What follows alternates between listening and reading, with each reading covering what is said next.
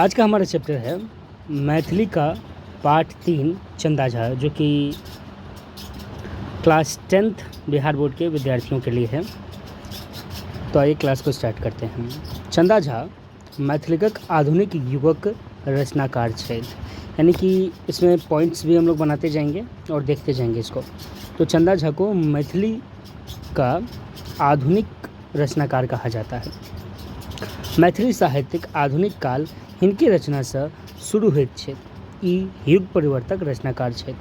हिनक जन्म दरभंगा जिलाक पिंडारुचि गाम में 20 जनवरी 1831 ईस्वी को भेलनि। यानी हिनका जन्म जो है वो दरभंगा के पिंडारुचि गांव में 20 जनवरी को 1831 में हुआ।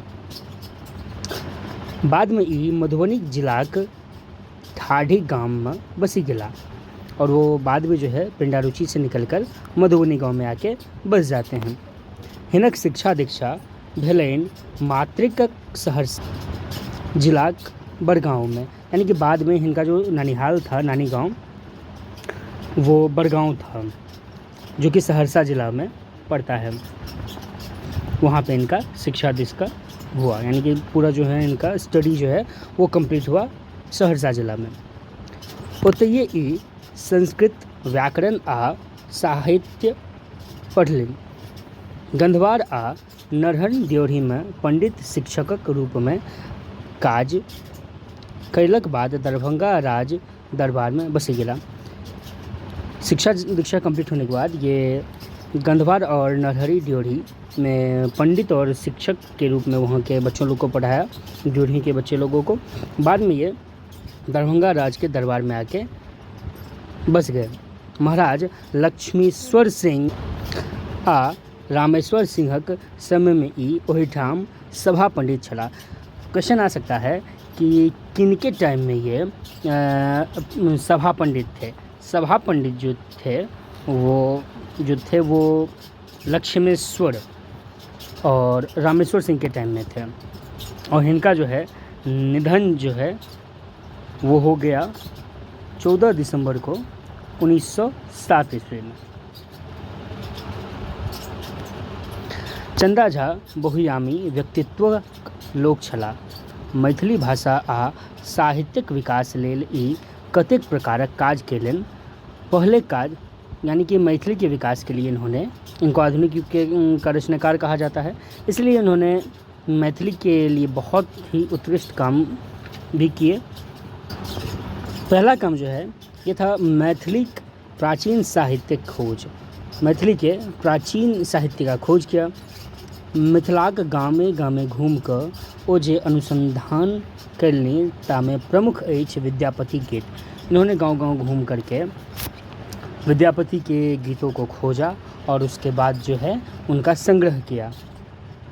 उसके बाद जो है बंगाली विद्वान शारदा चरण मित्र तथा विमान बिहारी मजूमदार संग विद्यापति गीतक खोज तो करबे केलनि। विद्यापतिक हाथक लिखल भागवत से हो उपलब्ध केले। जो ये लोग गांव-गांव घूम रहे थे, इनके साथ 2 मित्र भी थे जो कि बंगाली के विद्वान थे, जिनका नाम था शारदा चरण मित्र और विमान बिहारी मजूमदार। इनके साथ साथ वो जो है विद्यापति के गीतों को खोजा और खोजने के क्रम में ही इन्हें विद्यापति के हाथों द्वारा लिखा भागवत भी इन्हें मिला, जो कि एक बड़ी उपलब्धि मिथिला के लिए इनके द्वारा हुई।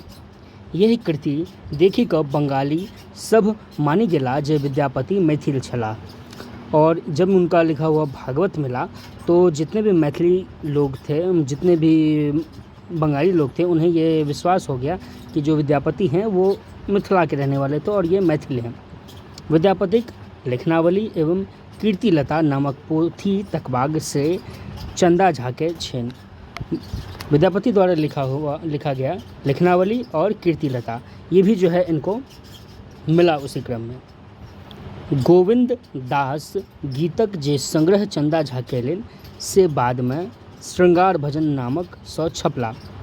जो मिथिला में एक समय में गोविंद दास नाम के गीतकार हुए, जो कि काफ़ी ज़्यादा उस समय में फेमस थे। उनका लिखा हुआ गीत भी इनको मिथिला के विकास कार्य में इनको मिला, खोजने के क्रम में मिला, जो कि बाद में श्रृंगार भजन के नाम से छपा। यही प्रकारक अनुसंधान कार्यक अतिरिक्त चंदा झा अनेक मौलिक पोथीक रचना सेहो केला। खोजने के साथ साथ इन्होंने खुद भी बहुत सारे बुक्स को लिखा मैथिली में। ताहिमे मुख्य अछि मैथिली भाषाक रामायण आ विद्यापति लिखित पुरुष परीक्षा का अनुवाद। इन्होंने सबसे पहले मैथिली में रामायण का जो है वो ट्रांसलेशन किया। उसके बाद जो है विद्यापति का लिखा हुआ एक गीत लिखित था पुरुष परीक्षा, जिसका अनुवाद किया। मैथिली में राम कथा पर महाकाव्य सबसे पहले चंदा झा लिखलें। राम कथा पर जो है सबसे पहले महाकाव्य यानी कि कविता, जब बड़ी श्रेणी में लिखा जाता है, बहुत बड़े पैमाने पर पूरा कविता लिखा जाता है किसी के बारे में, उसको महाकाव्य कहा जाता है। वो काव्य जो है वो महाकाव्य कहा जाता है।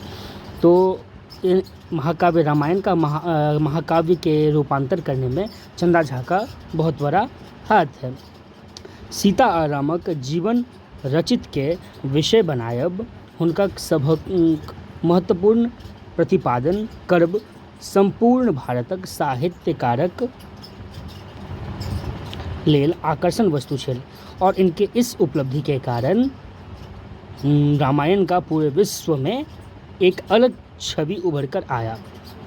मिथिला में एकर श्री गणेश चंदा झा केलिन। साहित्य में एकटा बड़ पैघ अभाव पूर्ति भेला, और जिस कारण से मैथिली में रामायण के आ जाने से एक बहुत बड़ी जो है वो पैघ अभाव पूर्ति, इनका जो बहुत बड़ा अभाव का पूर्ति हुआ, जो कि रामायण के नहीं होने से अभाव था, या ये कह सकते हैं कि रामायण के लिखे जाने से, अनुवादित होने से एक बहुत बड़ी उपलब्धि जो है चंदा झा और मिथिला को मिला। चंदा झा तेहन सरल, सरस आ सुंदर भाषा में रामकथा लिखलन जे ओ मैथिलीक सर्वाधिक लोकप्रिय पोथी बन गया, और इनके इस कारण से उन्होंने जो सरल सहज भाषा का उपयोग किया मैथिली में रामायण को अनुवादित करने के रूप में, जिसके कारण रामायण जो है मैथिली में वो लोकप्रिय बन गया। तहन पुरुष परीक्षा अनुवाद से मिथिला में कथा लेखन मार्ग प्रशस्त भेला, और विद्यापति द्वारा लिखा गया पुरुष परीक्षा जो है, जिसका अनुवाद श्री चंदा झा ने किया, उसके बाद से मिथिला में कथा लेखन का जो है वो रास्ता खुल गया। ये दोनों कृति चंदा झा का कालजयी अवदान अछि, यानी कि पहला पुरुष परीक्षा जो कि अनुवादित था, और बाद में रामायण जो कि वो भी अनुवादित था, जो कि चंदा झा के द्वारा किया था। ये एक अमर कह सकते हैं कि कालजयी हो गया, यानी कि समय दर समय चलने वाला और कभी ना मिटने वाला उनके नाम पर ये छवि और ये कृति छप गया। कहल जा चुकल अछि जे चंदा झा मैथिलीक युग परिवर्तक कवि छथि। एहि मान्यता सत्यापन हिनक पूर्वोक्त कार्यकलाप एवं साहित्यिक रचना सँ होइत अछि। हिनक मुक्तक कविता सँ होइत अछि। हिनक मुक्तक कविता दूटा संग्रह उल्लेखनीय अछि। इनके द्वारा लिखा गया 2 मुक्तक कविता संग्रह, जो कि चंद्र पद्यावली और चंद्र रचनावली, जो कि क्वेश्चन पूछा जा सकता है कि इनका उल्लेखनीय रचना कौन सा है, तो एक है चंद्र रचनावली और चंद्र पद्यावली। दोनों पोथी हिनक मृत्यु के बाद संकलन थे।